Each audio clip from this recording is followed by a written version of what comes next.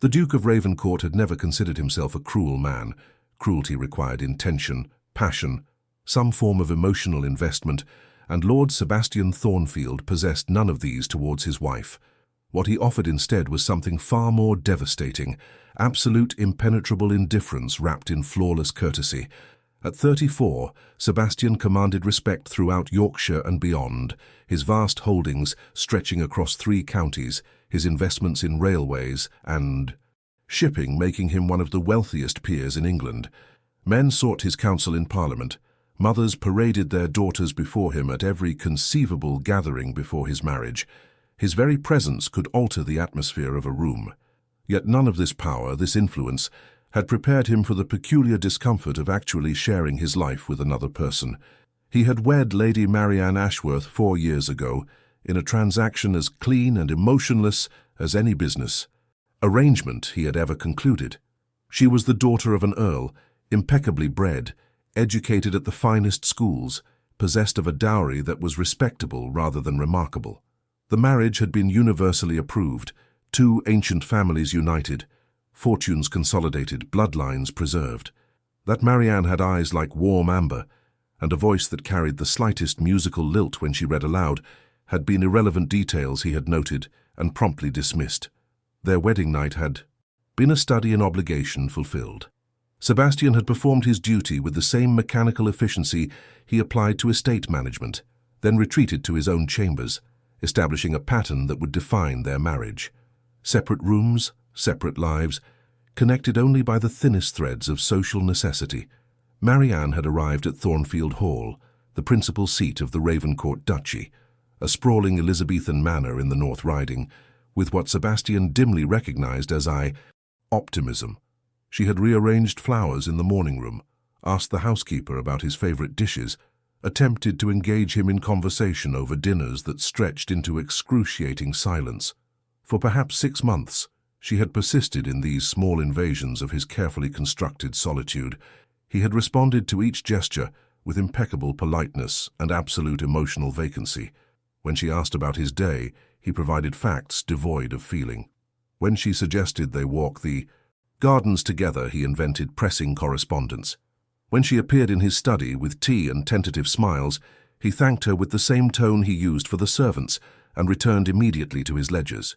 The ton had noticed, naturally. Society thrived on such observations.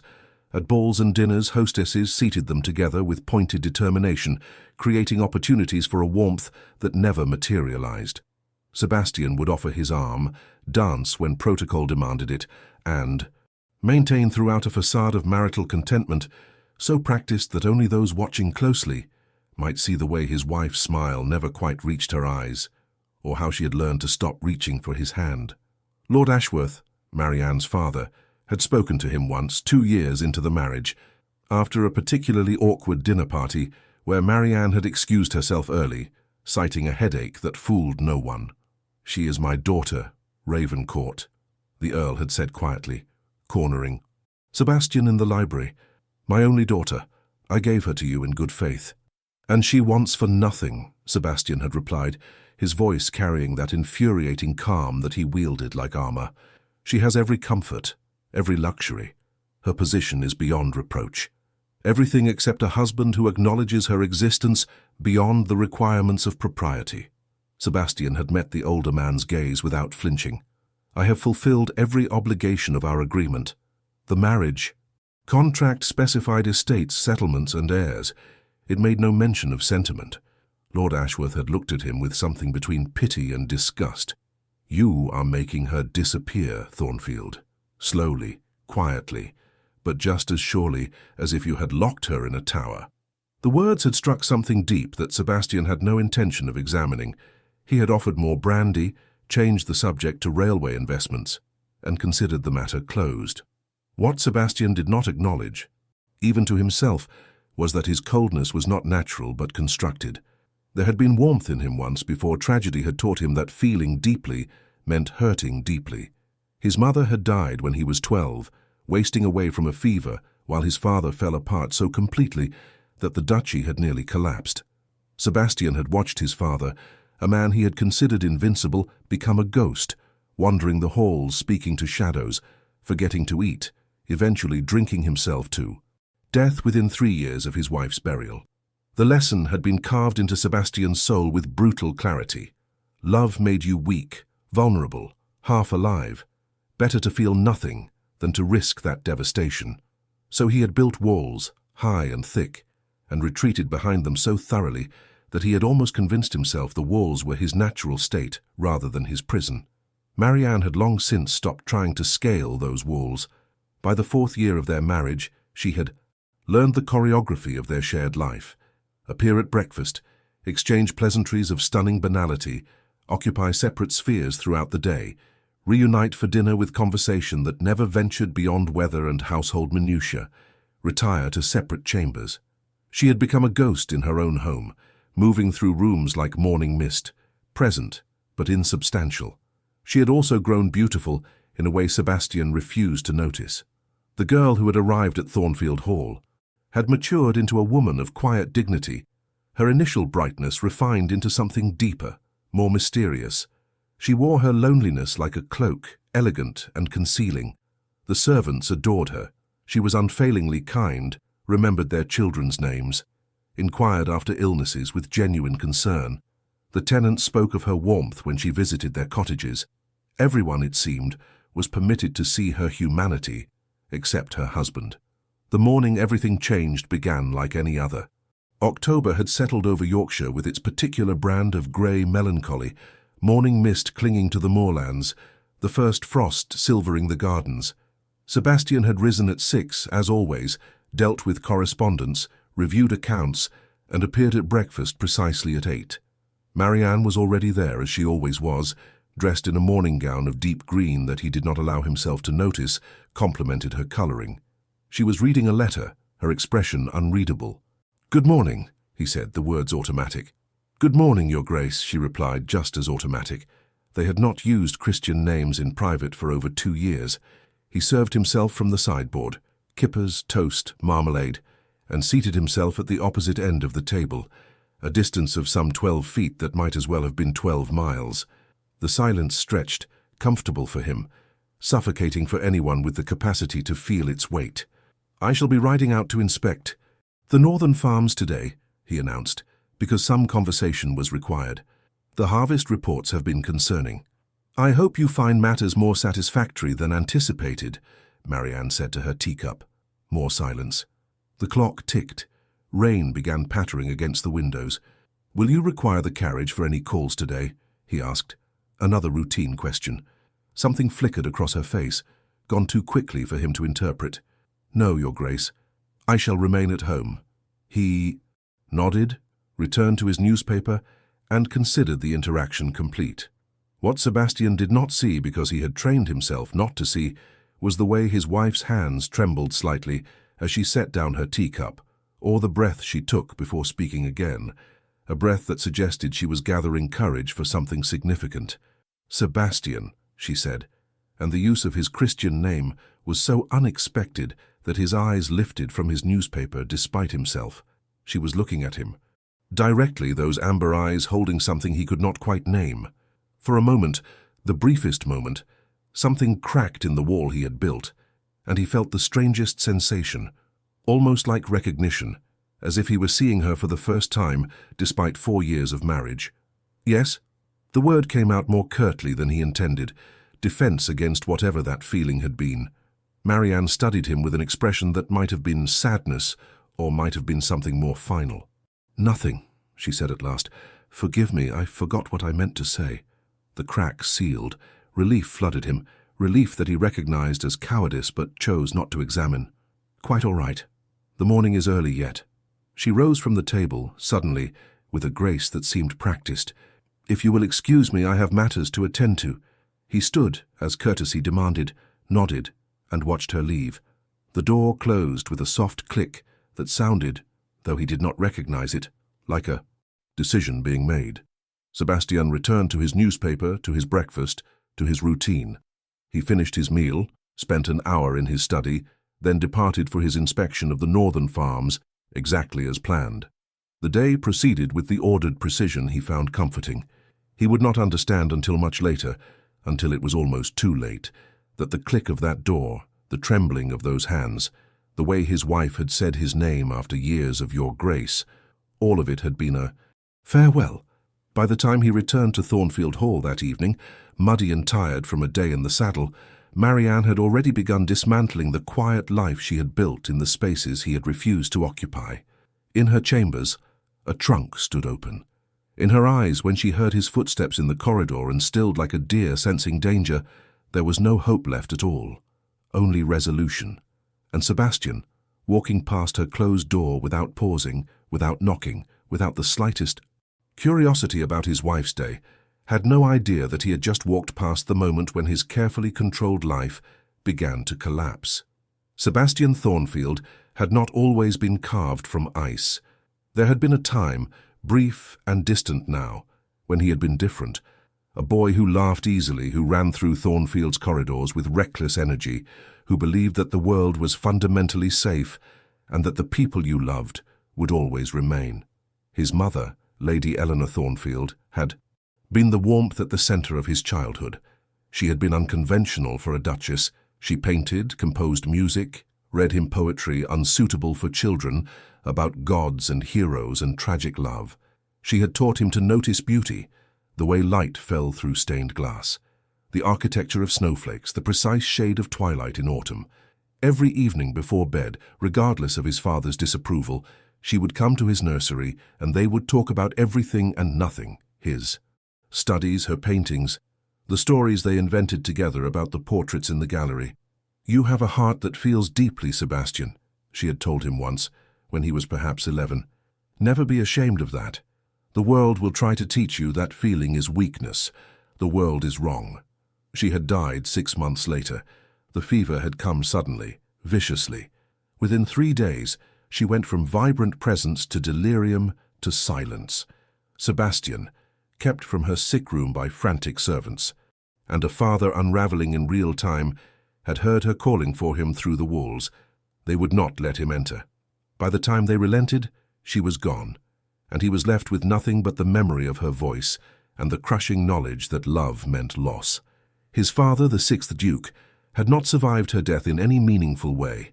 Oh, his body continued for 3 more years, but the man Sebastian had known, stern but fair, commanding, unshakable, vanished the moment they laid Eleanor in the family crypt. What remained was a husk that drank, that wept in empty rooms, that sometimes called Sebastian by his mother's name.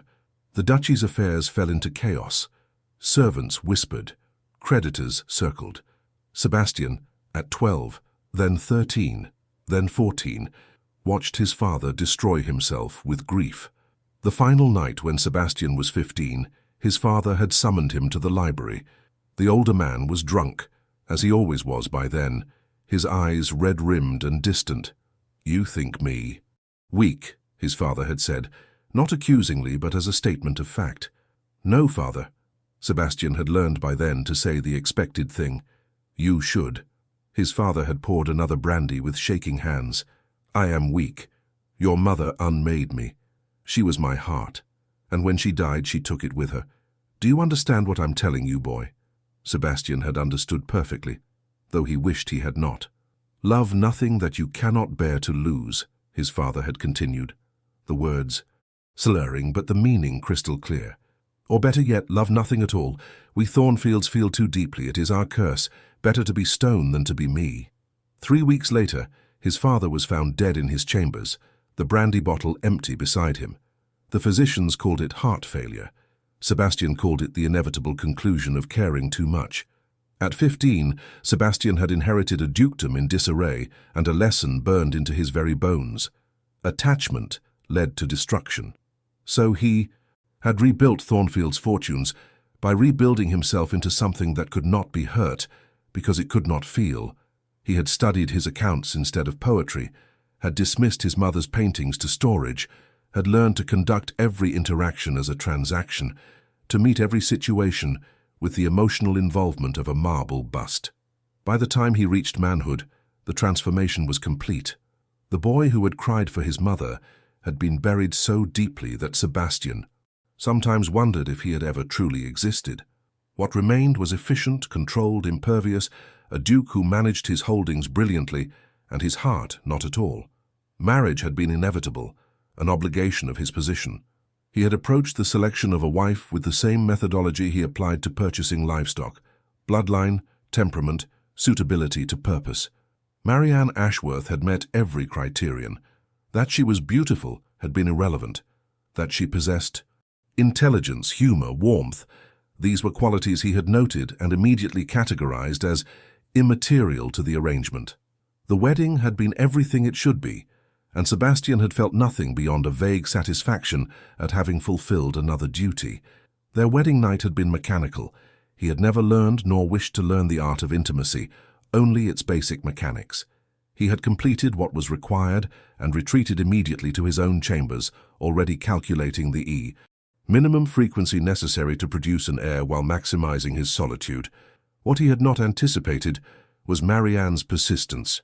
She had not accepted the terms of their arrangement as meekly as he had assumed she would. For months she had tried to reach him, and for months he had deflected every attempt with the skill of long practice. But there had been moments, small fissures in his armor, that he had immediately plastered over. The first time he had heard her laugh, genuinely laugh at something absurd the vicar had said during a dinner party. Something had shifted uncomfortably in his chest. He had left the room. When he had come upon her in the library, reading the same Tennyson his mother had loved, her lips moving slightly with the words, he had felt an echo of something dangerous. He had made an excuse and avoided the library for a month. The most threatening moment had come at the end of their first year of marriage. He had fallen ill with influenza, rare for him, and had been confined to bed with fever. Marianne had ignored his protests and nursed him herself, sitting by his bedside with cool compresses and quiet presence. In his delirium, he had thought she was his mother returned, had reached for her hand and held it like a drowning man holds driftwood. When the fever broke and he found himself holding his wife's hand while she slept in the chair beside him, exhausted from her vigil, he had felt terror, pure, visceral terror, because in that moment he had been vulnerable, had needed her, had perhaps even begun to. He had released her hand as if burned. When she woke, he had thanked her with cold formality and requested that in future such matters be left to the household staff. The hurt in her eyes had been evident, but he had ignored it as one ignores a draft from a poorly sealed window, something to be noted and dismissed. After that, he had redoubled his defenses. Every kindness she offered was met with politeness, so rigid it became rejection. Every attempt at genuine conversation was redirected to mundane topics, or ended with his hasty departure. He had become masterful at the art of present absence, physically there, emotionally nowhere. What Sebastian did not admit to himself was that this required constant effort, that every night, alone in his chambers, he was aware of her presence just down the corridor, that sometimes he would find himself outside her door, hand raised to knock, before sanity reasserted itself and he retreated. That when she played the pianoforte in the music room, he would find excuses to walk past just to hear those few notes before catching himself and changing direction. The truth he could not acknowledge was that Marianne frightened him precisely because she mattered. She had slipped past his defenses simply by existing in his orbit, by being consistently kind when he was consistently cold, by maintaining her dignity when he offered her nothing but emptiness. He sensed, though he would never articulate it, that she had the power to do to him what his mother's death had done to his father, unmake him entirely. So he chose prevention. Better to keep her at a distance than to risk attachment. Better to be alone than to be destroyed. Better to hurt her in small daily doses than to open himself to the catastrophic hurt of loving and losing. What he did not realize, in his carefully calculated emotional isolation, was that his wife had already become essential, that he had grown. Accustomed to her presence at breakfast, her quiet movements through the house, the way she always ensured his preferred tea was available, the flowers she placed in his study that he pretended not to notice. She had woven herself into the fabric of his days so subtly that he had not recognized dependency for what it was. Now, returning from the northern farms as October darkness fell over Yorkshire, Sebastian rode through the gates of Thornfield Hall with his usual preoccupation: ledgers to review, correspondence to answer, dinner to endure. He was planning his evening with the precision he applied to everything: already anticipating the moment when he could retreat to his study, that sanctuary where he was required to be nothing but efficient. The house seemed quieter than usual as he entered, though he could not have said why he noticed. Harrison, the butler, took his coat and riding gloves with his customary discretion. "Her Grace?" Sebastian asked, the question automatic. He always asked, another empty ritual of husbandly concern that required no real interest in the answer. Harrison hesitated, so briefly that Sebastian almost missed it. "In her chambers, Your Grace. She requested a tray be sent up. She will not be joining you for dinner." Something in the butler's tone made Sebastian actually look at the man. Harrison had been with the family for 30 years, had served his father, and his expression was carefully neutral in a way that suggested effort. "Is she unwell?" "I could not say, Your Grace. She did not confide in me." Sebastian nodded, dismissed the information as unimportant. Marianne often had headaches, women's complaints, various indispositions that required privacy, and proceeded to his study as planned. He had reports to review from the northern tenant farms, yields that were disappointingly low, decisions to make about winter preparations. He worked through dinner, ate the cold meal that was brought to him, and continued working until nearly midnight. It was only when he finally rose from his desk, his eyes aching from ledgers and lamplight, that he noticed the house had an odd quality to its silence.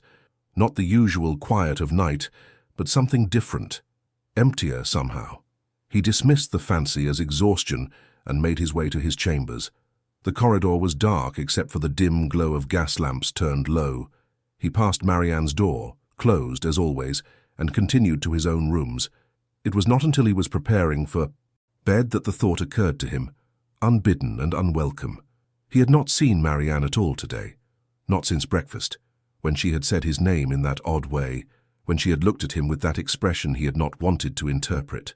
The thought persisted as he lay in bed, staring at the canopy above him. Why did it matter? They often went full days without seeing each other beyond breakfast and dinner. This was the arrangement they had settled into, the distance he had carefully cultivated. And yet, something was wrong. He could feel it the way one feels a coming storm, a pressure in the air, a quality of light that signals change. But rather than investigate, rather than rise from his bed and knock on her door and ask if all was well, Sebastian did what he had trained himself to do. He ignored the instinct. He closed his eyes. He willed himself to sleep. He did not hear the soft sounds from her chambers, drawers opening and closing, the rustle of fabric, the quiet, methodical work of someone making preparations. He did not see the way Marianne sat on the edge of her bed near dawn, her packed trunks beside her, her hands folded in her lap, her eyes dry but distant as she said goodbye to the life she had tried so hard to build. Sebastian slept, and in sleeping missed the last chance to reach for her before she let go entirely. When he woke the next morning, everything would be different, though he did not know it yet. The careful distance he had constructed, the emotional fortress he had built to protect himself, all of it was about to crumble, because Marianne had finally learned what he had never taught himself, that sometimes the only way to survive is to walk away from what is killing you, even if you love it, especially if you love it. The first indication that something fundamental had shifted came at breakfast the following morning, though Sebastian, in his customary obliviousness to anything requiring emotional perception, did not recognize it as such. Marianne was not in the dining room. This in itself was not unprecedented. She occasionally breakfasted in her chambers when feeling poorly, but something about the quality of her absence felt different. The room seemed larger without her quiet presence, the silence more oppressive. Sebastian frowned at her empty chair, experienced a flicker of something almost like concern, and promptly dismissed it as he served himself from the sideboard. Harrison appeared with the Morning Post on a silver salver, his expression maintaining that carefully neutral quality from the previous evening. "Her Grace?" Sebastian inquired, accepting his correspondence without looking up. "She has already breakfasted, Your Grace, in her chambers." "I see she is feeling unwell?" "I could not say, Your Grace. She appeared quite well when I saw her. She was, Harrison paused with uncharacteristic uncertainty, occupied with correspondence. Sebastian nodded dismissively and turned, his attention to his own letters. Among the usual bills and agricultural reports was an invitation that made him pause. Lord and Lady Hartwick were hosting an autumn ball at Hartwick Park, their estate some 20 miles distant. Such invitations were common, and Sebastian typically found excuses to decline. Balls required extensive social interaction, dancing, conversation with people he neither knew nor cared to know. But this invitation was for Saturday next, and Lady Hartwick had added a personal note.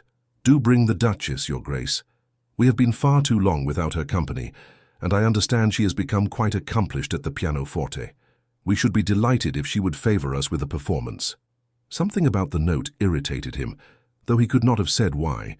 The presumption that Marianne would wish to perform, perhaps, or the casual mention of an accomplishment he had been aware of only in the most abstract sense.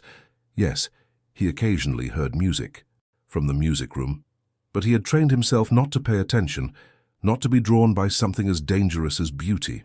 He set the invitation aside and thought no more of it until that evening, when Marianne appeared at dinner for the first time since the previous morning. She entered the dining room with her usual grace, dressed in a gown of midnight blue that he definitely did not notice, brought out the gold in her eyes, her expression serene and utterly unreadable. "Good evening, Your Grace," she said, her voice carrying none of the warmth that used to color even that formal address.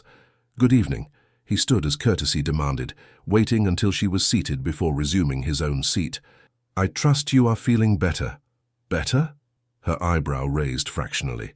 "I have been quite well, thank you. Harrison indicated you breakfasted in your chambers." "Yes. I required privacy for my correspondence." She accepted soup from a footman with a slight smile that was not directed at Sebastian. "I hope my absence did not inconvenience you."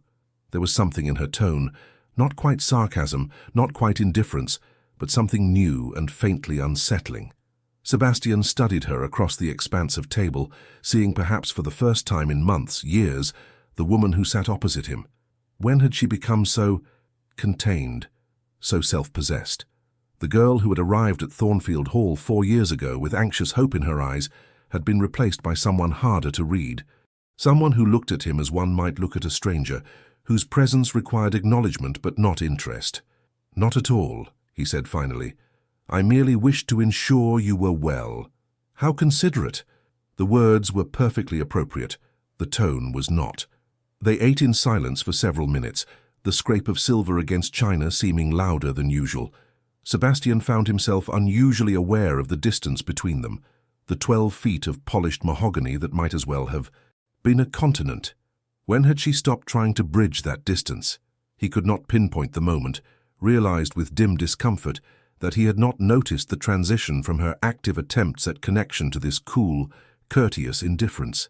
"I received an invitation today," he said, surprising himself by breaking the silence. "Lord and Lady Hartwick.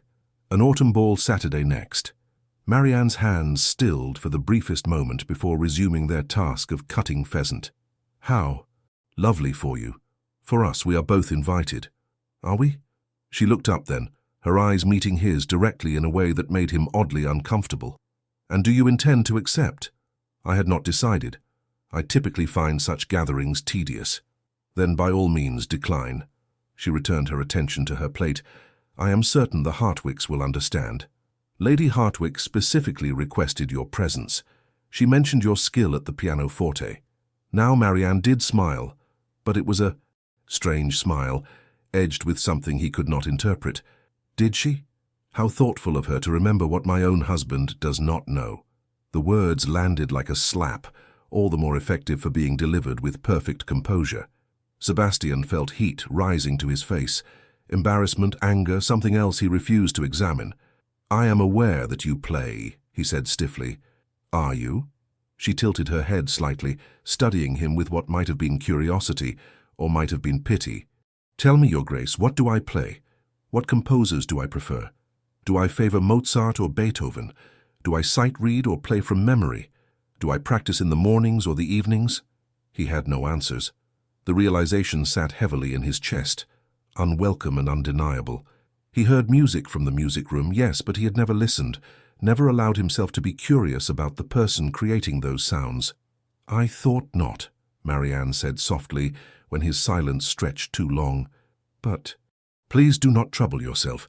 It is precisely as things have always been." She rose from the table abruptly, her meal barely touched. Sebastian stood automatically, trained by years of protocol. "If you will excuse me, Your Grace, I find I am not as hungry as I thought. I believe I shall retire early." "Marianne?" Her Christian name felt strange on his tongue after so many months of formal address. She paused at the door, her back to him. "Yes?" He had nothing to say, no explanation that would not require acknowledging the past 4 years of calculated neglect, no apology that would not mean admitting fault, admitting feeling, admitting that her words had struck something he had thought safely buried. "Never mind. Sleep well." She left without another word, and Sebastian stood alone in the dining room, feeling for the first time in years something uncomfortably close to shame. Against his better judgment, against every instinct that told him to decline and retreat further into his comfortable isolation, Sebastian accepted the Hartwicks' invitation. He told himself it was merely duty. They were neighbors. Refusing would be rude. His absence would be noted. He did not examine why it suddenly mattered to him that Marianne had been specifically requested, or why the thought of her playing for an audience that would appreciate her talent when he had not bothered to stir something dark in his chest. The week leading to the ball passed in a strange new tension. Marianne had become a ghost in truth now, present at meals but offering nothing beyond polite responses to direct questions. She no longer initiated conversation, no longer tried to fill the silences with observations about the weather or the gardens or the tenants. She simply existed in his proximity, serene and distant as a portrait. Sebastian found this more disturbing than he cared to admit. The old Marianne, with her gentle persistence and barely concealed hurt, had been uncomfortable but familiar. This new version, this woman who looked through him rather than at him, who moved through Thornfield Hall with the detachment of a guest preparing to depart, unnerved him in ways he could not articulate. He caught himself, more than once, manufacturing reasons to be in rooms she occupied. He would need a book from the library precisely when she was reading there. He would remember urgent business in the morning room when she was writing letters. Each time she would look up, acknowledge him with perfect courtesy, and return to her occupation without the slightest indication that his presence mattered to her in any way. It was maddening. And Sebastian, who prided himself on never being mad about anything, found his famous control beginning to fray. Saturday arrived with the crisp clarity of late October, the moorlands painted in burgundy and gold, the sky impossibly blue. They departed for Hartwick Park in the ducal carriage at 5 o'clock, Sebastian in his formal evening attire. Marianne, in a gown of deep garnet silk that he absolutely did not notice, made her skin glow like porcelain, and her eyes seem larger, more luminous. The journey of 20 miles might as well have been 20 miles of Arctic silence. Marianne sat opposite him, her gaze fixed on the passing landscape, her hands folded serenely in her lap. Sebastian attempted several times to initiate conversation, comments about the weather, the state of the roads, the likelihood of rain, and received responses so brief and disinterested that he eventually subsided into his own silence, scowling at nothing in particular. Hartwick Park blazed with light as they approached, every window illuminated, carriages lined up along the curved drive, the sounds of music and laughter spilling into the autumn evening. Lord Hartwick, a jovial man in his 50s, with the complexion of someone who spent more time hunting than in ballrooms, greeted them warmly at the entrance. "Ravencourt, delighted you could attend. We had quite despaired of ever seeing you at our gatherings." He turned to Marianne with considerably more enthusiasm. "And your Grace, Lady Hartwick has spoken of nothing but your promised performance all week. She has positioned the pianoforte in the music room specifically to ensure optimal acoustics." Marianne smiled and Sebastian experienced a shock of recognition. It was genuine, warm, nothing like the polite masks she wore for him. "You are too kind, Lord Hartwick. I hope I shall not disappoint." "Impossible. I understand from Lady Ashworth that you are extraordinarily accomplished. Your mother writes to Lady Hartwick regularly, you know, and speaks of your talent with great pride." Something flickered across Marianne's face, pleasure at the mention of her mother, perhaps, or pain at the reminder of family who noticed and valued her when her husband did not. Sebastian felt that uncomfortable heat again, that sensation he refused to name as guilt. They entered the ballroom, and Sebastian's discomfort intensified immediately. He had forgotten how oppressive these affairs were, the press of bodies, the cacophony of conversation and music, the expectation of charm and sociability. He moved through the crowd with Marianne at his side, accepting greetings, making appropriate responses, counting the minutes until he could reasonably retreat to the card-room or the library or anywhere less suffocating. But something prevented his usual escape. Perhaps it was the way men's eyes followed Marianne as they moved through the room. Perhaps it was the realization that she was, objectively, the most beautiful woman present, and that beauty had been wasted on him, existed in his house like a painting he never looked at. Perhaps it was simply that he had become aware of her in a way he had successfully avoided for 4 years, and now he could not stop noticing.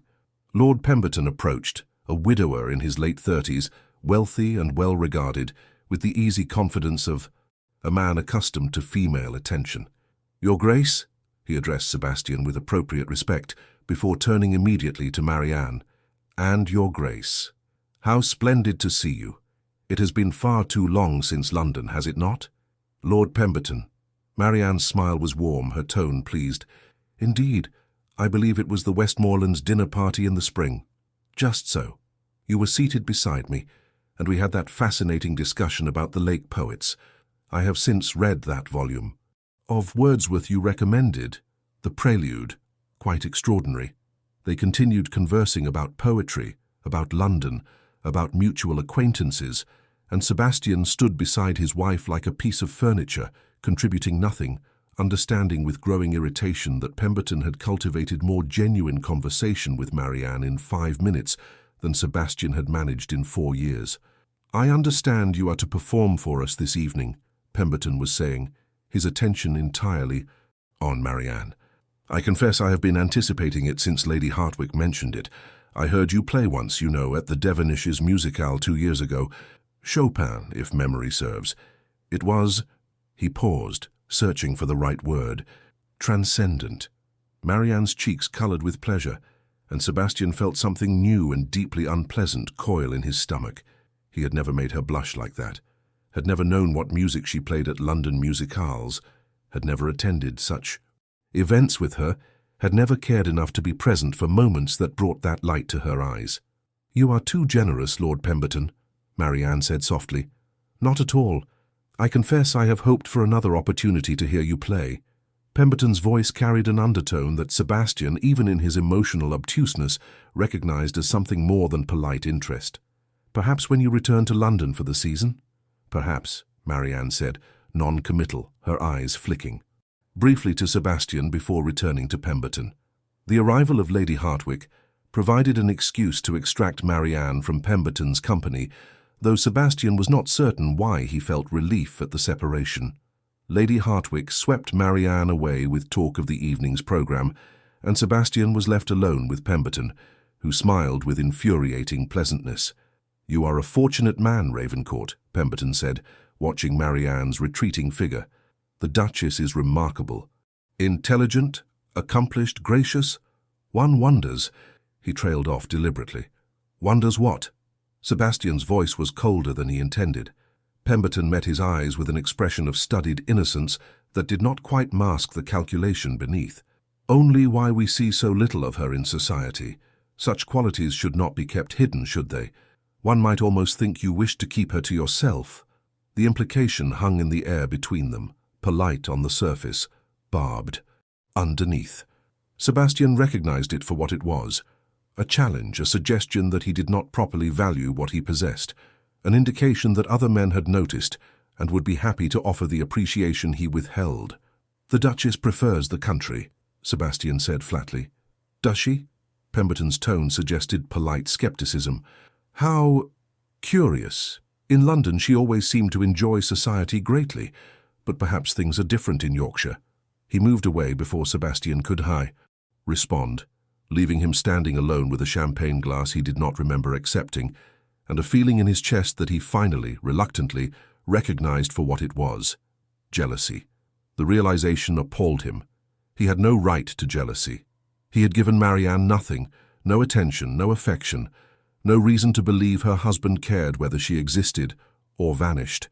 If Pemberton saw what he had been blind to, if Pemberton valued what he had ignored, that was merely logic asserting itself. One did not hold on to something and simultaneously refuse to acknowledge possessing it. And yet, the evening progressed toward Marianne's performance, and Sebastian found himself unable to settle, unable to lose himself in cards or business conversation as he usually did at such events. He remained in the ballroom, positioned where he could observe his wife without being obvious about it, watching as she moved through the social rituals he had never bothered to share with her. She was radiant, was the word that came unwillingly to mind. In her element in ways she never was at Thornfield Hall, laughing genuinely at something Lady Westmore said, engaged in animated discussion with a cluster of women near the windows, accepting compliments with gracious modesty. This was the woman he had married and then systematically ignored. This was what he had been missing while he buried himself in ledgers and agricultural reports. The thought brought no satisfaction, only a gnawing discomfort that grew stronger as the evening wore on. When Lady Hartwick finally announced the musical program, the guests assembled in the music room, a magnificent space with soaring ceilings and perfect acoustics.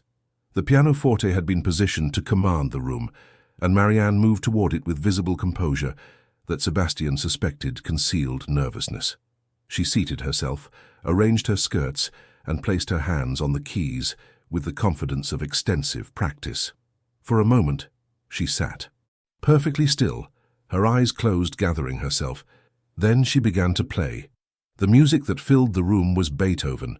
Sebastian recognized it dimly from somewhere in his past, before he had taught himself not to hear such things.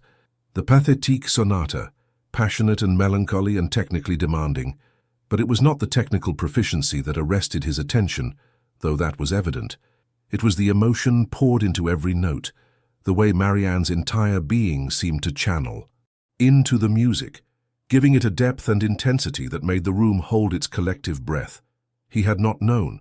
He had not known she possessed this, that she could create such beauty, that she had been living in his house for 4 years with this extraordinary gift, and he had never once asked to hear it, had never shown the slightest interest in this essential part of who she was. The shame that had been building all evening crystallized into something acute and painful. He watched his wife's hands move across the keys, watched her face in profile as she played, lost in the music in a way she was never lost in his presence, giving to this room full of near strangers what she had long since stopped trying to give to him, her truest self. When the final notes faded, the silence lasted a heartbeat before applause erupted, genuine and enthusiastic. Marianne rose, curtsied, accepted the acclaim with flushed cheeks and shining eyes, and Sebastian, standing at the back of the room, understood with terrible clarity that he had committed a crime beyond mere neglect. He had taken something precious and acted as if it were worthless. He had driven away warmth with coldness, genuine feeling with calculated indifference. And Lord Pemberton, moving immediately to Marianne's side as she stepped away from the pianoforte, offering his arm, his compliments, his complete and obvious attention, Pemberton knew her value, knew it, and made no attempt to hide his regard. Sebastian watched them together, watched the way Pemberton leaned close to say something that made Marianne laugh, and the jealousy he had been denying blazed into something stronger. He wanted to cross the room, separate them, claim his wife through proximity, if not affection, but he remained frozen, trapped by years of self-imposed distance, unable to bridge in an instant the chasm he had spent 4 years excavating. The evening continued around him, but Sebastian saw none of it. He saw only Marianne with Pemberton, Marianne surrounded by admirers who appreciated what he had scorned, Marianne existing in a world he had never bothered to enter, but which welcomed her gladly in his absence. The ride home was another exercise in Arctic silence, but this time the silence originated from Sebastian rather than Marianne. He was grappling with too many realizations, all of them uncomfortable, all of them pointing toward a truth he had avoided for years. His wife had slipped through his fingers, not through any action of hers, but through his determined refusal to hold on. When they arrived at Thornfield Hall, Marianne murmured a quiet good night and disappeared up the stairs with obvious relief. Sebastian retreated to his study, poured himself a brandy he did not want, and sat in darkness while the hours crept toward dawn. Somewhere in the house, his wife was removing the garnet gown, unpinning her hair, preparing for bed. And for the first time in their marriage, Sebastian desperately wished he had. The right to be there, to tell her how extraordinary she had been, to apologize for 4 years of blindness. But he had forfeited that right through systematic neglect, and now, sitting alone with his jealousy and his shame and his too-late recognition, he understood that he had perhaps forfeited it irrevocably. The worst part was knowing he had no one to blame but himself. The morning after the Hartwick ball dawned grey and cold, frost silvering the Yorkshire moors, the kind of November morning that made even Thornfield Hall's massive fireplaces seem inadequate. Sebastian had not slept. He had remained in his study until the sky lightened, wrestling with thoughts that refused to be organized into his usual neat categories of problem and solution. The jealousy from the previous evening had not faded with darkness, had not been rationalized away by his usual mental discipline. If anything, it had intensified. Complicated by other feelings he lacked the vocabulary to name. Regret, perhaps, or shame, or the belated recognition of value in something he had dismissed as inconsequential. Marianne's face as she played, lost in music while surrounded by people who appreciated her gifts. Pemberton's obvious regard, the way he had looked at her with undisguised admiration. The realization that other men saw what Sebastian had trained himself not to see. All of it circled in his mind like birds of prey, tearing at the comfortable detachment he had cultivated for so long. He found himself as dawn broke, standing outside Marianne's door, his hand raised to knock. The corridor was silent, the household not yet stirring. He could knock. He could speak to her. Tell her, what? That he had suddenly noticed her existence after 4 years of studied indifference. That he objected to Lord Pemberton's attention despite having forfeited any right to such objection. That her performance had moved him, though he had never bothered to hear her play before. Any words he might offer seemed inadequate, clumsy, too little and too late. His hand remained suspended in air, frozen by uncertainty that was itself foreign to him. Sebastian never hesitated. Hesitation implied doubt, and doubt was a luxury he had long ago decided he could not afford. He lowered his hand and walked away. At breakfast, Marianne appeared as usual, though something in her expression seemed different. More resolved, perhaps, or simply more distant. She was dressed for travel in a practical day dress of deep green, and there was something in the set of her shoulders that suggested purpose. "Good morning, Your Grace," she said, taking her seat. "Good morning." He studied her across the table, searching for words that might bridge the 12 feet of mahogany and the 4 years of cultivated separation. "You played beautifully last evening. I did not know you were so accomplished." She looked at him then, directly, and her expression was unreadable. "Thank you. Though I wonder how you could—" "No, given that you have never asked me to play, never attended any performance I've given, never shown the slightest interest in whether I played at all." The words were not angry. They were simply factual, which somehow made them worse. "I regret that," Sebastian said stiffly, the admission costing more than he expected. "It was remiss of me." "Remiss?" She repeated the word as if tasting it, finding it inadequate. "Yes, that is certainly one way to describe 4 years of comprehensive indifference." The silence that followed was different from their usual silences, charged, heavy with things unsaid for too long. Sebastian felt something cracking in his chest, that carefully constructed wall showing its first real fissures. "Marianne," he stopped, uncertain how to continue. He had no practice in this, in genuine conversation that required vulnerability. All his words were armor, deflection, the language of transactions, and emotional distance. "Sebastian," she set down her teacup with deliberate precision. "I am leaving Thornfield Hall today." The words did not immediately make sense. Leaving for where? A visit to her parents? Shopping in York? He stared at her, uncomprehending. "I am returning to my father's house in Hertfordshire," she continued, her voice steady. "I have already written to inform them. A carriage will arrive this afternoon." "Leaving?" The word finally penetrated. "For how long?" "Indefinitely." She met his eyes without flinching. "I am leaving. You, Sebastian. Or rather, I am ceasing to live in the fiction that we have a marriage in any meaningful sense of the word." The crack in his chest widened, something cold flooding in. "You cannot simply leave." "Can I not?" Her eyebrow raised slightly. "You have been absent from our marriage for 4 years. I am merely making that absence physical as well as emotional. Surely you, who have made such an art of my non-existence, should welcome the convenience of my actual departure. This is absurd." He stood, the chair scraping against the floor. "You are my wife. In name only." She remained seated, maddeningly calm. "Tell me, Sebastian, what exactly would change in your life if I were not here? You do not speak to me beyond basic courtesy.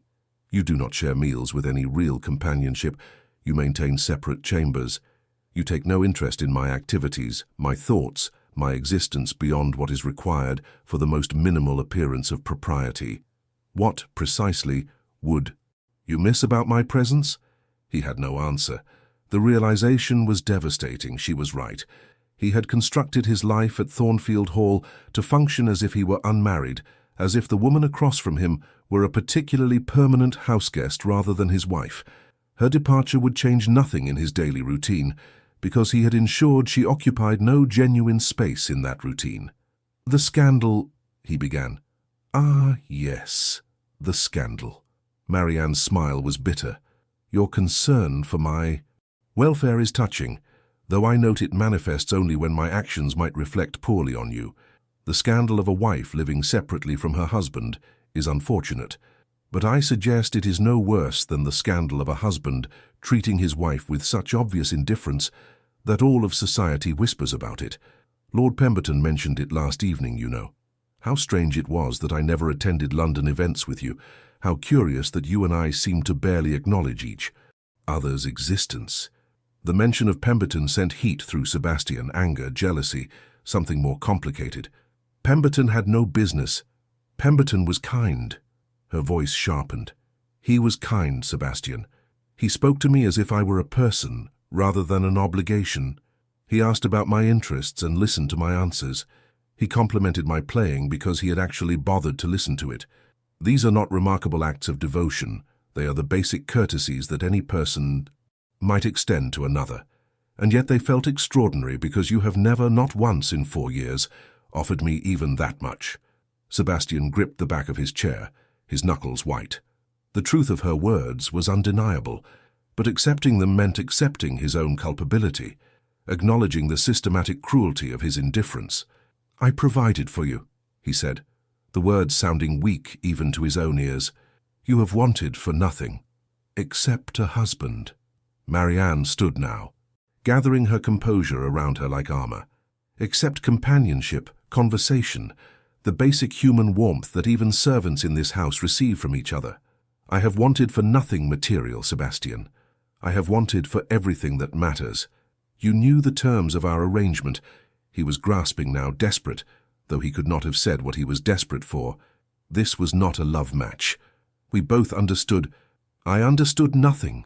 Her voice finally broke, just slightly, showing the emotion beneath the calm. "I was 19 years old. I believed that marriage meant partnership, that even without romantic love, we might build something resembling friendship. I believed that you were merely reserved, that given time, you might warm to me. I tried, Sebastian. For over a year I tried everything I could think of to reach you, and you responded to every attempt with such consistent coldness that I finally understood. You did not want a wife. You wanted a title holder, someone to manage your household and eventually provide heirs while requiring nothing from you emotionally. That is not—" But he could not finish the sentence because it was not untrue. "I have been dying here." The words were quiet but absolute. Slowly, quietly, dying of loneliness in a house full of people, married to a man who looks through me as if I were glass. I have tried to content myself with music, with reading, with managing the household, with visiting tenants. But contentment is not the same as living, Sebastian, and I cannot do this anymore. I will not." She moved toward the door and panic seized him. Actual panic, an emotion he had not felt since childhood, since his mother's fever, since his father's disintegration. The thought of Marianne leaving, of Thornfield Hall without her presence, of his life continuing in the empty pattern he had established, but now revealed as the lonely horror it had always been, it was suddenly unbearable. "Marianne, wait." He rounded the table, reaching for her arm. "Please, let us discuss this rationally." She stopped but did not turn. "There is nothing rational to discuss. I am not negotiating. I am informing you of a decision I have already made. You cannot just abandon our marriage."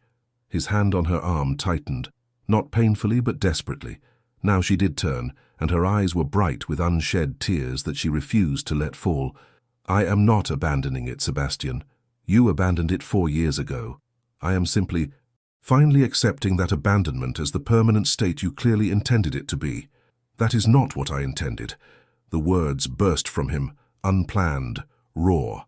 "I never intended—" "What did you intend?"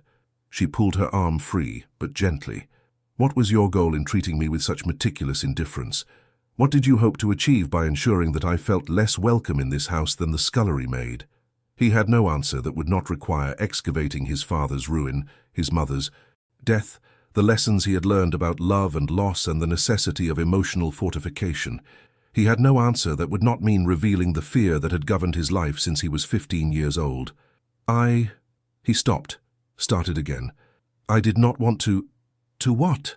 When he remained silent, she nodded, as if confirming something to herself. "You cannot even say it. You cannot articulate what you feel, what you fear, what you want. You are locked so tightly inside yourself that there is no room for anyone else, and I cannot continue to live as a ghost in your periphery, hoping that someday you might notice I exist." "I notice." The admission felt like tearing something vital. "I have always noticed." She studied him with an expression that might have been pity. "Then that makes it worse, doesn't it? If you noticed and still chose to treat me as you have, then it was not neglect, but deliberate cruelty." "I had hoped it was neglect, Sebastian. Cruelty would mean there is nothing to salvage." It was not cruelty. He was floundering, desperate, his usual articulate command of language deserting him utterly. It was protection. "Protection?" She laughed, but without humor.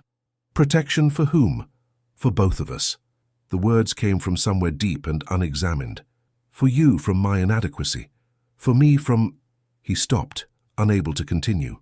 "From what?" She moved closer, and he could smell her perfume, something with lavender that he had trained himself not to notice. "From caring, from feeling, from the possibility that you might actually have to be vulnerable with another human being." The accuracy of her analysis was devastating. He stood before her, the Duke of Ravencourt, master of vast holdings and considerable fortune, reduced to silence by his wife's clear-eyed assessment of his cowardice. "I watched my father destroy himself loving my mother," he said finally, the confession dragged from some locked chamber. "I watched him become nothing. After she died, I swore I would never allow myself to be that vulnerable." Understanding flickered across Marianne's face, but it did not soften her resolve. "So you chose to feel nothing instead, and in protecting yourself you destroyed us both. You do not have half of a marriage, Sebastian. You have no marriage at all, and you never have. We could—" He reached for her again, and she stepped back, creating distance that felt final. "We could try again. I could try." "Try what?" "To pretend. These 4 years did not happen. To act as if you did not systematically teach me that my presence in your life was at best an inconvenience to be tolerated. I am not a project you can suddenly decide to attend to, Sebastian. I am a person who has spent 4 years being erased by your indifference. And I am done. Please." The word was foreign in his mouth, desperation making him honest in ways he had never allowed himself to be. "Please do not leave. Give me one reason to stay." She waited, her eyes holding his. "One genuine reason that is not about scandal or duty, or the inconvenience of separation. Tell me why I should remain in a marriage that has brought me nothing but loneliness." He opened his mouth, closed it again. "The reasons crowded his throat because I notice you more than I have admitted, because your absence will hollow out this house, because the thought of Pemberton or anyone else offering you the attention I have withheld makes me want to break things, because I am afraid of what your leaving means about the waste I have made of both our lives." But he could not say any of it. The words required vulnerability he had spent 20 years learning to avoid. They required admitting need, acknowledging feeling, tearing down walls he had built with such determination that they had become load-bearing structures of his identity. The silence stretched. Marianne watched him struggle, and something in her expression shifted from hope to resignation. "I thought not," she said softly. "You cannot even offer me that much, a single honest feeling expressed without armor." She turned and walked to the door. This time, he did not try to stop her. He stood frozen, trapped in the prison of his own making, while she paused in the doorway.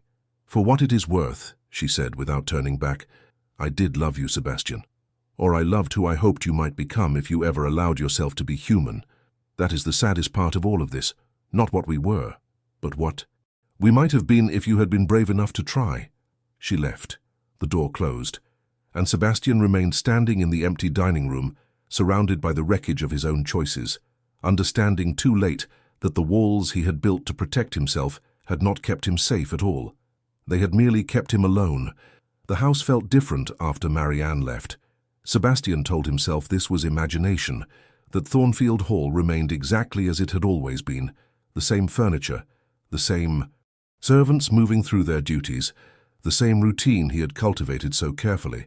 Yet something essential had shifted, as if the air itself had thinned, making each breath slightly more difficult than it should be. He had not stopped her departure. He had stood at his study window and watched the carriage pull away down the long drive, her trunk strapped to the back, and had done absolutely nothing. Pride had kept him there, pride and the paralyzing fear that any action he took would only confirm what she had said, that he was incapable of genuine feeling, locked so deeply within himself that connection was impossible. The first week passed in a fog of routine. Sebastian threw himself into estate business with even more determination than usual, rising before dawn, working until well past midnight. The northern farms needed attention. The investments required review. There were tenants to visit, accounts to audit, correspondence to answer. He filled every hour with activity, leaving no space for thought, no room for the uncomfortable awareness that had taken root in his chest since the morning she left.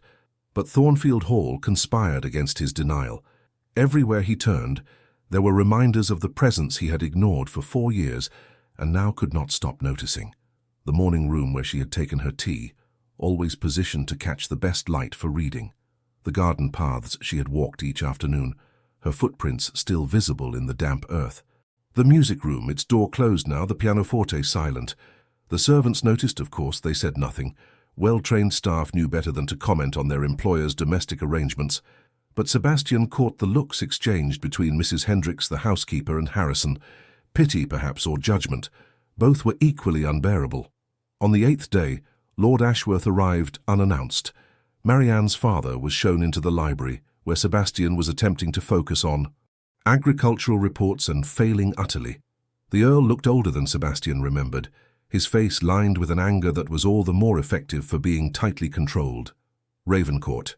No honorifics, no courtesy, simply cold acknowledgement.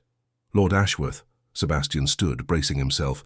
I did not expect— No, I imagine you did not expect to face the father of the woman you have driven from her own home. Ashworth moved further into the room, his eyes hard. My daughter arrived at my house a week ago. Do you know what state she was in? Sebastian said nothing. There was nothing to say that would not make things worse. Composed, Ashworth continued, his voice brittle with restrained fury. Perfectly composed, calm, rational. She explained the situation with such careful lack of emotion that my wife wept, though Marianne herself did not shed a single tear. Do you understand what that means, Ravencourt? What you have done to her? I understand that she was unhappy. The words were inadequate, but they were all Sebastian had. Unhappy. Ashworth's laugh was harsh. She was dying, you fool, slowly suffocating in a marriage to a man who treated her with less consideration than he would give a horse. Unhappy does not begin to describe the systematic destruction of a young woman's spirit that I witnessed when she walked through my door. The words landed like physical blows. Sebastian gripped the edge of his desk, needing the solid reality of wood beneath his hands. I never intended, he began. Your intentions are irrelevant. Ashworth cut him off with a sharp gesture. "Your actions are what matter. 4 years, Ravencourt. 4 years you had my daughter under your roof, and you could not manage even basic human kindness. What manner of man does that? What manner of husband?" "A careful one." The answer came from that deep, defended place. "A man who learned that attachment leads to devastation." "So instead you chose to devastate someone else," Ashworth moved closer, his voice dropping to something more dangerous than shouting. "You chose to protect yourself by destroying her? That is not carefulness, Ravencourt. That is cowardice of the most contemptible kind." The word struck home because it was true. Coward. He had been hiding behind the excuse of protection, of learning from his father's mistakes, but in truth he had simply been afraid. Afraid to feel, afraid to risk, afraid to be vulnerable enough that loss might matter. "What would you have me do?" Sebastian heard himself ask, and hated the weakness in his voice. "I would have you leave her alone." Ashworth's eyes were cold. "You have already taken 4 years of her life. Do not compound the injury by attempting to draw her back into your emotional wasteland now that you have finally noticed her absence. She is my wife, in name only, and you made it so. If you have any decency at all, you will let her go. Petition for separation if you must, on grounds of incompatibility. I will not fight it. Neither will she. Give her back her freedom, since you never valued the gift of her presence." The Earl turned to leave, then paused at the door. "My daughter deserves better than you, Ravencourt. She always did. I should never have agreed to this marriage. That is my failure, and I will live with it. But I will not allow you to hurt her further. Stay away from her." He left, and Sebastian sank into his chair, Ashworth's words echoing in the sudden silence. "Stay away from her. Let her go. She deserves better than you." All of it true. All of it unbearable. November bled into December. The moorlands turned harsh and beautiful, frost hardening the ground, the sky taking on that peculiar grey quality of approaching winter. Sebastian moved through his days like a man under water, everything muffled and distant, his carefully constructed routine revealed as the empty thing it had always been. He found himself, against all logic, spending time in the rooms Marianne had occupied. The morning room where her embroidery still lay abandoned on a side table, the threads she had been working in shades of blue and gold, the library where her reading chair remained positioned by the window, a bookmark still holding a place in a volume of Keats she had not finished, the music room where he finally, weeks too late, opened the pianoforte and stared at the keys she had touched, imagining her hands moving across them with the grace and emotion he had witnessed at the Hartwick ball. He tried once to play. His fingers were clumsy, unpracticed, producing discordant sounds that made him close the instrument quickly, ashamed. She had possessed this gift, this ability to create beauty, and he had never once asked her to share it with him. The realization of what he had wasted grew heavier with each passing day. Not just her music, but everything she might have offered if he had been willing to receive it. Conversation, companionship, warmth in a house that had been cold since his mother's death. She had arrived at Thornfield Hall with hope, with the generous assumption that their arranged marriage might become something real, and he had systematically destroyed that hope through calculated indifference. Letters arrived from London, invitations to the winter season, business correspondence, the usual social obligations.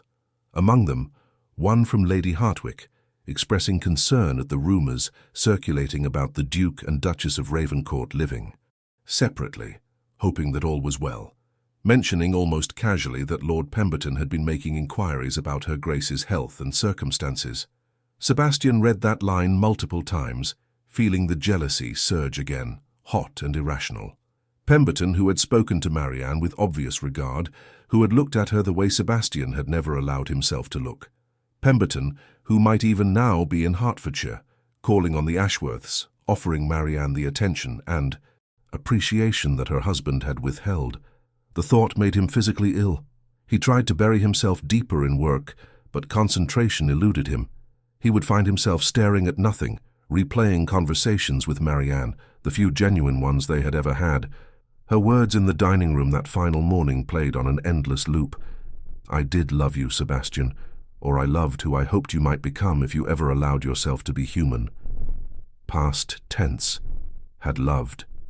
No longer. He had. Killed whatever she had felt through systematic neglect, and now he was left with the ashes of something he had never properly valued when it was alive.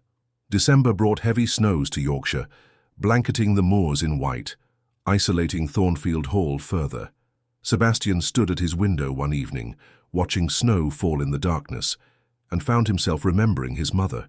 Not the fever and the death, but before, the way she had looked at his father with such love, such complete devotion. The way his father had returned that love with an openness that had seemed, to Sebastian's adult understanding, recklessly vulnerable. His father had been destroyed by that love, yes, but he had also been made whole by it, had lived with a fullness and joy that Sebastian in all his careful control had never experienced. His father had loved completely, and when that love was taken from him, he had shattered. But at least he had loved. At least he had known connection, intimacy, the profound, human experience of being truly known by another person. Sebastian had chosen safety over risk, control over feeling, and what had it gained him? An empty house, a hollow life, and the loss of a woman he had never properly appreciated until she was gone.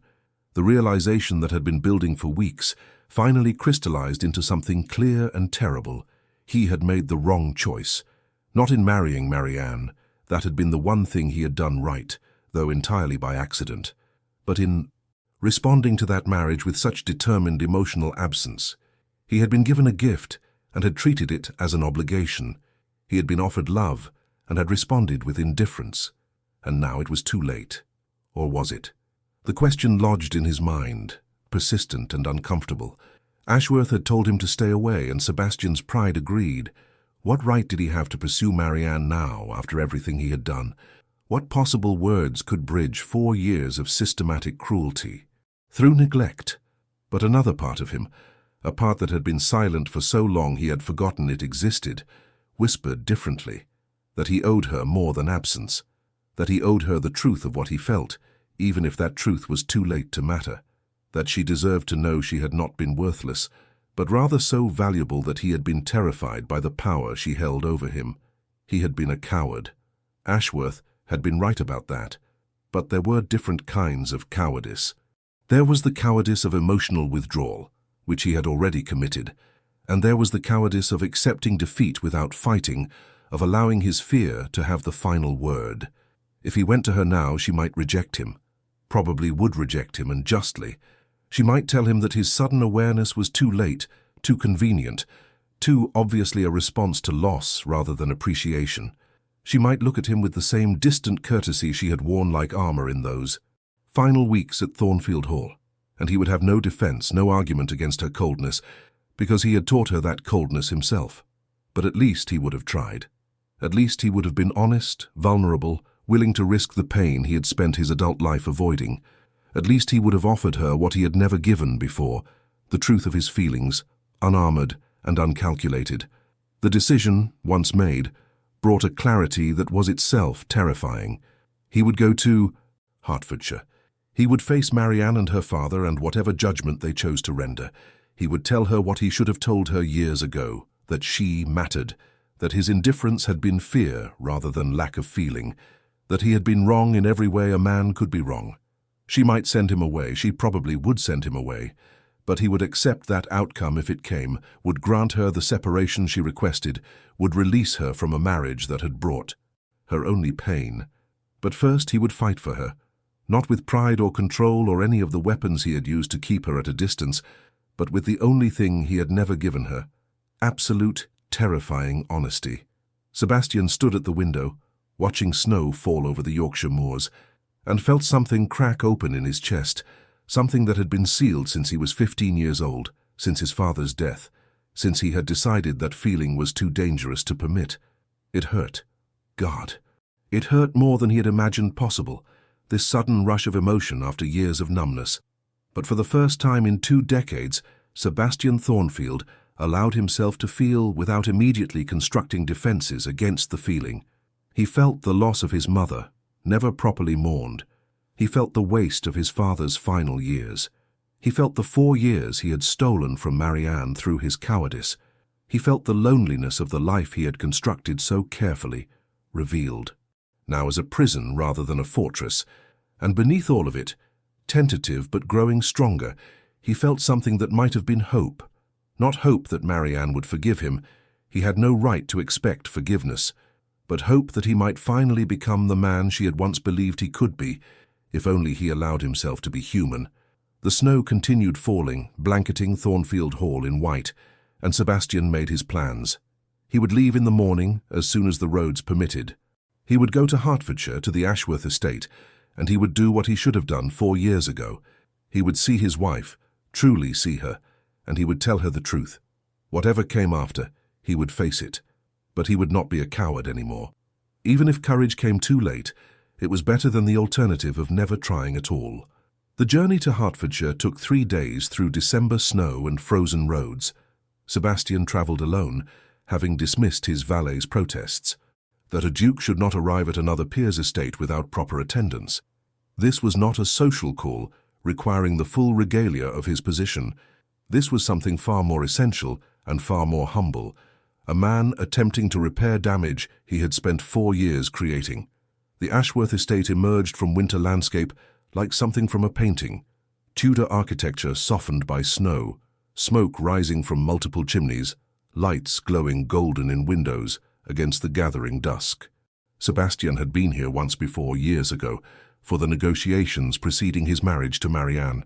He had approached it then with cool calculation, evaluating the property with the same detachment he had brought to evaluating his future bride.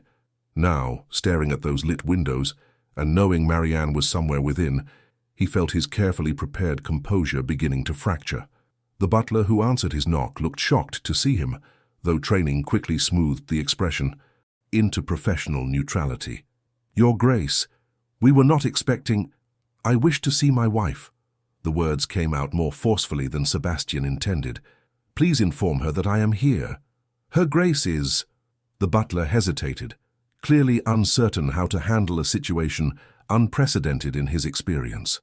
"Perhaps it would be best if I announced you to Lord Ashworth first." "No." Sebastian stepped into the entrance hall, not quite forcing his way in, but making clear he would not be easily dismissed.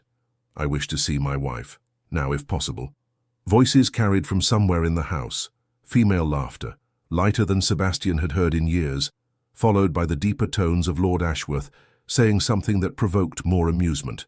The sound struck Sebastian with unexpected force. Marianne was laughing, genuinely laughing, in a way she never had at Thornfield Hall. The confirmation of what her life had been with him, so devoid of joy that even basic laughter had been impossible, settled like lead in his stomach. Lord Ashworth appeared in the doorway of what was clearly a family drawing room, his expression transforming from pleasant to thunderous the moment he saw Sebastian. "Ravencourt, what the devil are you doing here?" "I wish to speak with Marianne." "Her Grace," Ashworth corrected coldly, "does not wish to speak with you. I thought I made that clear when I visited Thornfield Hall." "Nevertheless," Sebastian straightened, drawing on the authority of his title not to command but simply to project the determination he felt. "I have travelled 3 days through appalling weather. I will not be turned away without at least the opportunity to—" "To what?" Ashworth moved closer, his voice dropping to a furious whisper. "To hurt her again? To offer empty apologies that change nothing? You have done quite enough damage, Ravencourt. I will not permit you to do more." "Father!" Marianne's voice came from the drawing-room doorway, and every nerve in Sebastian's body went taut. "What is happening? Who is—" She stopped, seeing him. For a moment her expression was completely unguarded. Shock, pain, something that might have been hope before being ruthlessly suppressed. Then the mask descended, that same distant courtesy she had worn in their final weeks together, and Sebastian felt the loss of her openness like a physical blow. "Sebastian, not your Grace." His Christian name, but spoken with no warmth, simply acknowledgement. "I did not expect to see you here." She looked different. Not diminished, as he had half feared, but rather more herself, wearing a simple gown of blue wool, her hair arranged less formally than she had worn it at Thornfield Hall, her face showing colour that might have been from the fire's warmth or from riding in the cold. She looked, he realized with a pang, healthy, happy even, in a way she never had in their marriage. Marianne. Her name felt sacred in his mouth, something to be handled carefully. I apologize for the intrusion. I know I have no right to your time or attention, but I had to come. I had to speak with you. There is nothing to say. Her voice was steady, but he heard the effort that steadiness required. You made your position abundantly clear over 4 years. My leaving should not have surprised you. It devastated me. The words fell into silence. Ashworth looked between them, his expression suggesting he wanted to intervene but was uncertain how. Lady Ashworth had appeared behind Marianne, her hand on her daughter's shoulder, protective and concerned. Marianne, Sebastian continued, please, grant me a few minutes of your time. I will accept whatever you decide afterward. If you wish me to leave and never return, I will honor that. But please let me speak with you, privately. She studied him for a long moment, her amber eyes searching his face for something. Whatever she saw there must have surprised her, because her expression shifted, the rigid control, softening slightly into uncertainty. Very well, she said finally. A few minutes in the library. Ashworth made a sound of protest, but Marianne raised a hand. It is my decision, Father. I can hear what he has to say without coming to harm. The library was a smaller, more intimate space than Thornfield Hall's grand version, lined with books and smelling of leather and wood smoke. A fire burned in the grate, and the December darkness pressed against the windows. Marianne moved to stand by the fire, not sitting, maintaining physical distance that was clearly intentional. Sebastian remained near the door, suddenly uncertain how to begin. You look well, he said finally, inadequately. I am well. She folded her hands before her, the gesture defensive. Better than I have been in years, if I am honest. There is something restorative about being in a house where people actually speak to me, where my existence is not treated as an inconvenience to be managed. The barb landed as intended. Sebastian absorbed it without flinching. I deserve that. I deserve far worse than that. Why are you here, Sebastian? She sounded tired now, the distance in her voice edged with something sadder. What could you possibly have to say that would matter at this point? The truth. He took a step forward, then stopped himself, respecting her space. I came to tell you the truth. I should have told you 4 years ago. The truth I have been too much of a coward to acknowledge even to myself until you left. And what truth is that? Her tone suggested she expected more excuses, more deflection. That I was terrified of you, from the moment we married. The confession came raw and unpolished. Terrified of what you represented, what you made me feel, what power you held without even knowing you held it. Marianne's expression shifted, surprise cracking through the careful neutrality. Terrified of me? Sebastian, I was 19 years old and completely powerless in our marriage. What possible threat could I have posed? The threat of mattering. He forced himself to hold her gaze, to not retreat into the comfortable armor of emotional distance. My mother died when I was 12. My father loved her so completely that her death destroyed him. He spent 3 years drinking himself to death because he could not bear to live without her. I watched him disintegrate, Marianne. I watched love turn a strong man into a shell. And so you decided never to love anyone. Her voice was soft now, understanding beginning to dawn. You decided that feeling nothing was safer than risking that kind of loss. Yes. The admission cost him, but he continued. I built walls so high that nothing could touch me.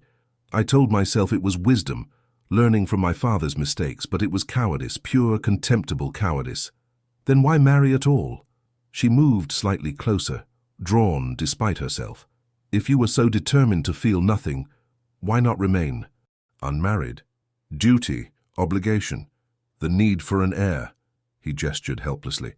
I thought I could maintain the same emotional distance in marriage that I maintained in every other aspect of my life. I thought I could have a wife the way one has a competent steward, present but not significant, necessary but not important. That is horrifying. But there was no anger in her words, only sad acknowledgement. It is.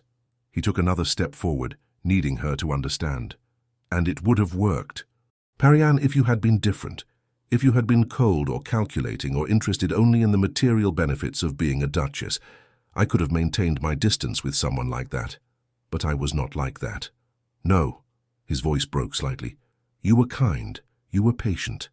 You tried so hard to reach me, and every attempt terrified me because I felt myself responding. I felt the walls cracking, and rather than allow that, rather than risk caring about you, I reinforced the walls. I made myself colder, more distant, more determinedly indifferent. Marianne was staring at him now with an expression he could not fully read. Confusion, hurt, anger, but also something that might have been recognition. You are saying that you ignored me? Treated me with such comprehensive indifference because you were afraid of caring too much?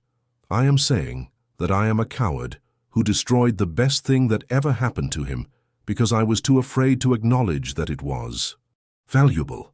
The words came faster now, desperate. I am saying that every time you smiled at me, I felt something crack inside. Every time you tried to speak with me, I wanted to respond with honesty and warmth and every human impulse I had buried. So I did not respond at all because not responding felt safer than risking attachment. Sebastian, she pressed her fingers to her temples, clearly struggling to process this. Do you understand how that sounds? You are telling me that you hurt me systematically for 4 years, not because you did not care, but because you cared too much. I am telling you that I was wrong. He moved closer still, close enough to see the firelight reflected in her eyes. Profoundly, inexcusably wrong. My father's tragedy was not that he loved too deeply. It was that he lost what he loved. The love itself was the only good thing in his life. And I, in my determination not to be destroyed by loss, never allowed myself to have anything worth losing. Until I left. Her voice was barely a whisper. Until you left, he confirmed. And then I understood too late that I had not protected myself from loss at all. I had merely delayed it. Because I lost you, Marianne. Not to death or illness or any of the things I feared, but to my own stubborn refusal to be vulnerable enough to keep you. Tears were sliding down her cheeks now, though she made no sound. Sebastian reached up instinctively to brush them away, then stopped himself, uncertain if he had the right to touch her. She noticed the aborted gesture, and something in her expression softened. You are telling me this now, she said, her voice thick with emotion. After 4 years, after driving me away, after making me feel so worthless that I had to leave to preserve what remained of myself. You are telling me this now. I know. He let his hand drop. I know the timing is unconscionable. I know I have no right to expect anything from you after what I have done. But I could not let. You believe that my indifference was real, Marianne. I could not let you think that you were somehow insufficient, when the truth is that you were too significant. You were everything I was afraid to want. I do not know what to do with this. She turned away, moving to the window, staring out at snow-covered grounds. For 4 years, I believed you simply did not care. I built my entire understanding of our marriage on the foundation of your indifference. And now you are telling me that everything I believed was wrong? Not wrong. He moved to stand behind her, not touching, but close enough to feel her warmth. I was indifferent in action, even if not in feeling. The result was the same. You suffered because of my cowardice. Whether I secretly cared while inflicting that suffering does not absolve me of responsibility for it. No, she agreed, it does not. They stood in silence, the fire crackling behind them, winter darkness beyond the window. Sebastian could see their reflections in the glass. 2 figures standing close but not touching, the space between them filled with 4 years of damage. What do you want from me? Marianne asked finally. Why did you really come here? To tell you the truth, to apologize in a way I never did at Thornfield Hall, and he hesitated, then pushed forward, to ask if there is any possibility, however small, that you might be willing to try again. She turned, and her expression was complicated. Pain and anger, but also longing, hope, fighting with self-protection. Try again?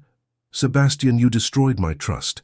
You taught me that I could not rely on you for even basic human warmth. How am I supposed to simply forget that? You are not. He met her eyes directly. I do not expect you to forget, or to trust me immediately, or to grant me forgiveness I have not earned. But I am asking for the opportunity to prove that I can change, that I can be the husband I should have been from the beginning. People do not change, she said, but without conviction. Then I will be the first. He reached for her hand carefully, giving her time to pull away if she wished. She did not. Her fingers were cold, and he enclosed them gently in his own warmth. I cannot undo the past 4 years. I cannot give you back the time I wasted, the hurt I inflicted, but I can offer you honesty going forward. I can promise to spend the rest of my life proving that you matter to me, that you have always mattered, even when I was too broken and afraid to admit it. Pretty words, she whispered, but her hand remained in his. You have always been good with words when necessary, Sebastian. How do I know this is not simply pride speaking? Anger that I left rather than accepting the terms you established? You do not know. He tightened his hold on her hand, desperate to make her understand. You cannot know unless you give me the chance to demonstrate through action rather than words. I'm not asking you to return to Thornfield Hall tomorrow and pretend nothing happened. I'm asking you to let me court you, Marianne. Properly, the way I should have done before we married. Court me? She stared at him. We have been married for 4 years, and I have never courted you. I have never asked about your interests, your dreams, what you think about when you play music, or read poetry, or walk in gardens. I have never tried to know you, Marianne. Let me learn. Let me prove that I can be attentive, present, genuinely interested in who you are, rather than terrified by what you represent. And if I allow this, she said slowly, and you revert to your old patterns, if you hurt me again, then you will leave again, and I will deserve it. He raised her hand to his lips, pressing a kiss to her fingers that was reverent rather than passionate. But I do not believe I will revert, because living without you these past weeks has been worse than any pain I was trying to avoid. The loneliness I feared if I loved and lost cannot compare to the loneliness of never having truly loved at all. Marianne stood very still, her hand in his, tears still sliding slowly down her cheeks. The fire had burned low, and the room was filled with shadows and the blue light of snow reflecting through windows. When she spoke, her voice was barely audible. I did love you, Sebastian. I loved you even when you gave me no reason to, even when it hurt, even when I knew I should stop. And when I left, I thought I had finally killed that feeling. But standing here now, listening to you say these things I have wanted to hear for 4 years, I do not know what I feel. Then let me help you feel again. He brought his other hand up to cup her face gently, his thumb brushing away tears. Let me court you, care for you, show you every day that you are valued. I cannot promise perfection. I am still learning how to be vulnerable, how to express feeling instead of burying it. But I promise to try. Every day, I will try. I do not know if I can survive being hurt by you again, she whispered. The first time nearly destroyed me. Then I will not hurt you again. He leaned his forehead against hers, the intimacy of the gesture more profound than any physical passion.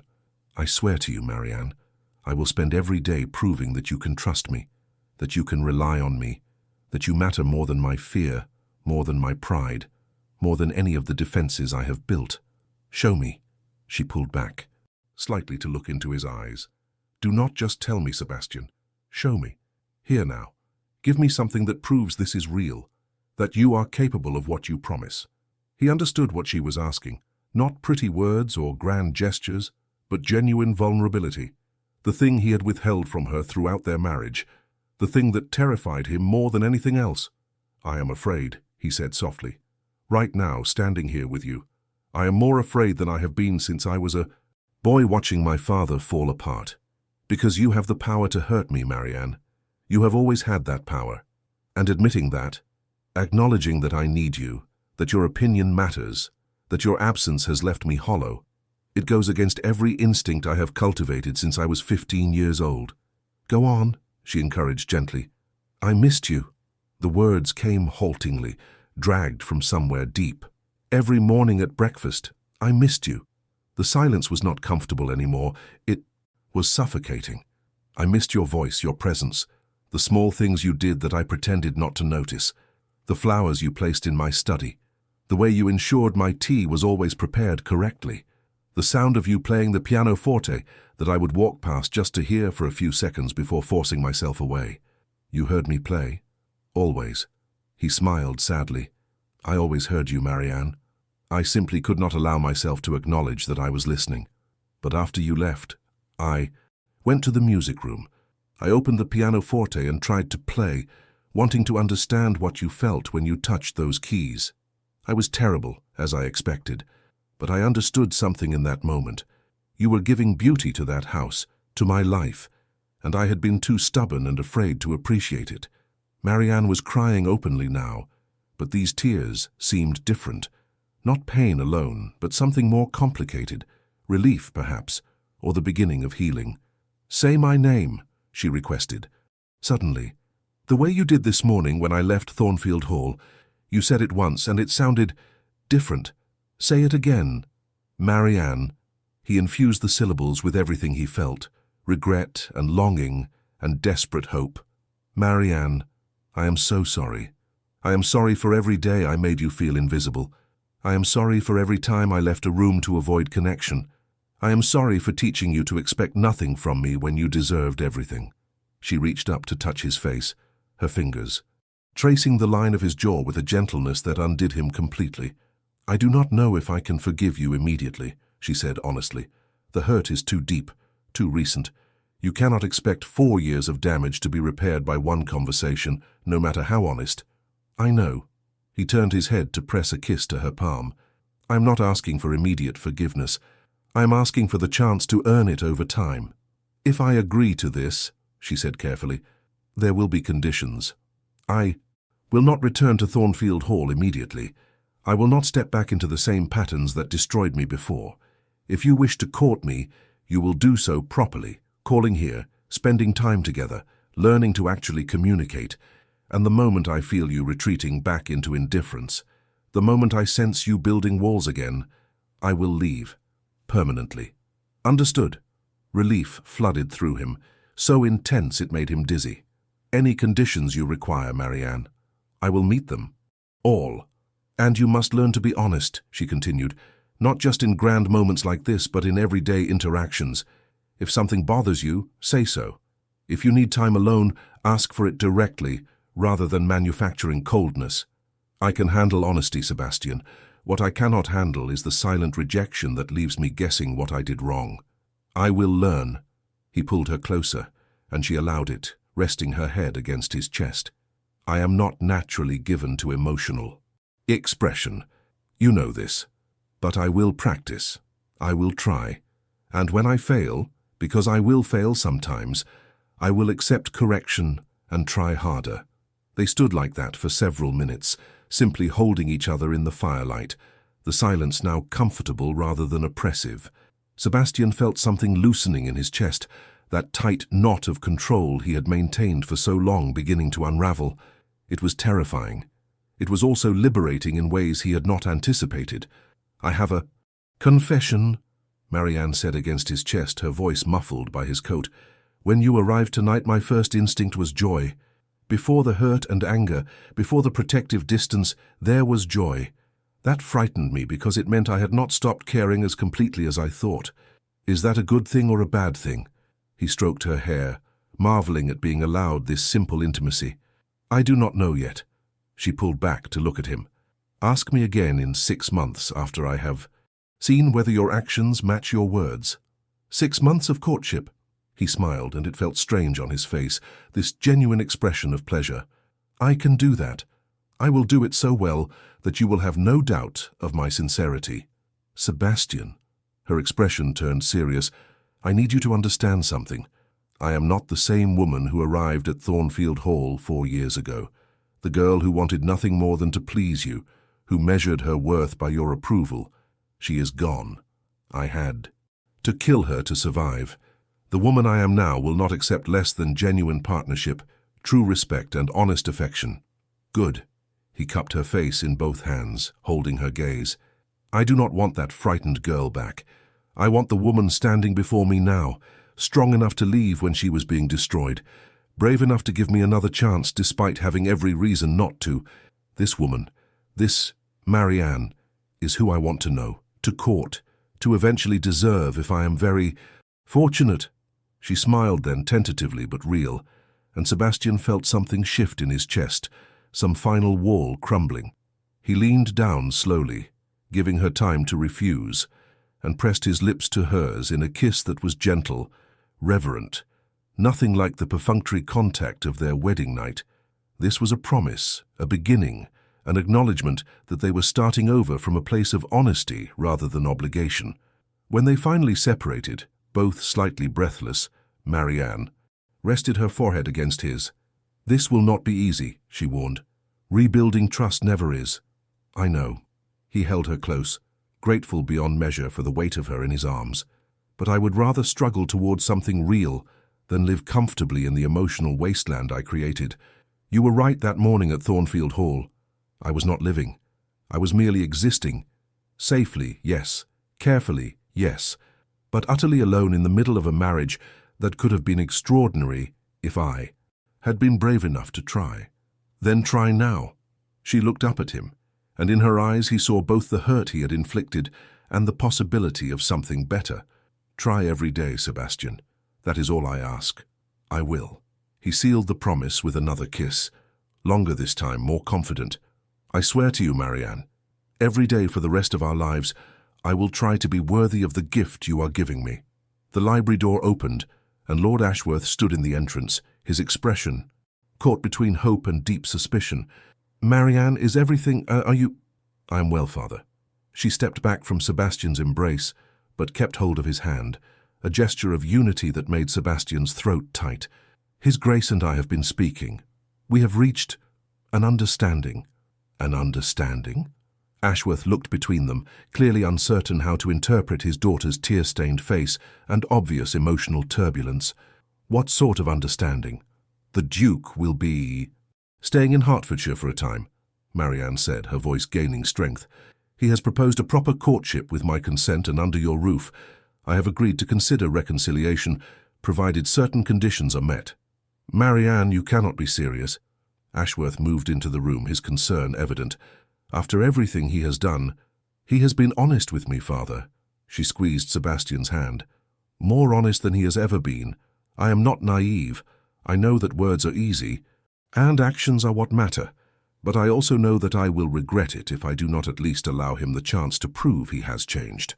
Ashworth studied them both for a long moment, then sighed heavily. "Very well. If this is truly your choice, I will support it.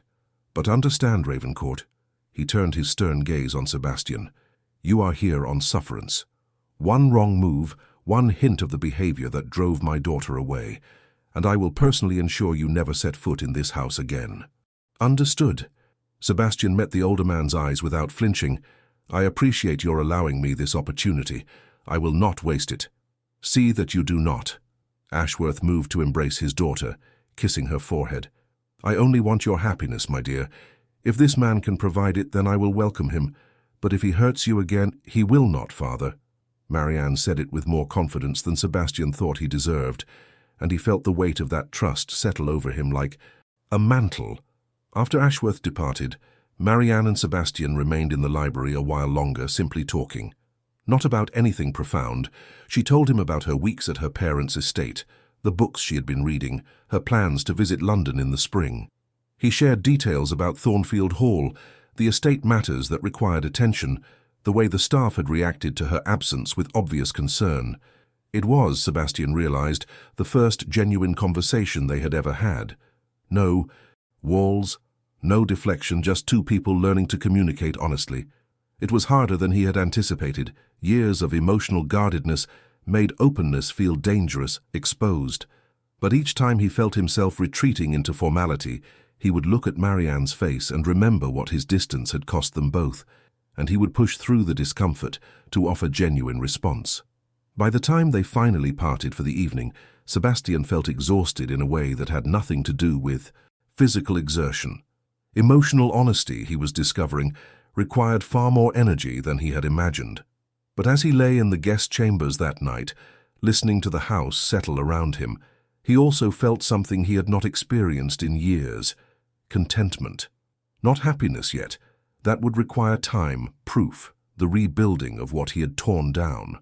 But contentment in knowing that he had finally chosen courage over cowardice, vulnerability over safety, the risk of loving over the certainty of loneliness. Somewhere in the house, Marianne was also lying awake, processing the evening's revelations. Sebastian hoped she was not regretting her decision, hoped his honesty had not come too late.